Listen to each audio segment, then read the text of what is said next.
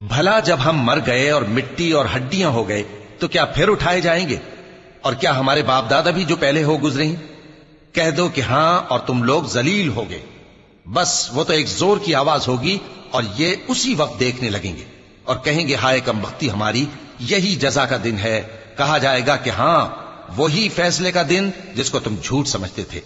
فرشتوں کو حکم ہوگا جو لوگ ظلم کرتے تھے ان کو اور ان کے ہم جنسوں کو اور جن کو وہ پوجا کرتے تھے سب کو جمع کر لو، یعنی جن کو اللہ کے سوا پوجا کرتے تھے، پھر ان کو جہنم کے رستے پر چلا دو اور ان کو ٹھہرائے رکھو کہ ان سے کچھ پوچھنا ہے۔ تم کو کیا ہوا کہ ایک دوسرے کی مدد نہیں کرتے؟ اصل بات یہ ہے کہ آج یہ لوگ اپنی غلطی تسلیم کر رہے ہیں اور وہ ایک دوسرے کی طرف رخ کر کے سوال و جواب کریں گے۔ پیروکار اپنے پیشواؤں سے کہیں گے کہ تم ہی ہمارے پاس دائیں طرف سے آتے تھے۔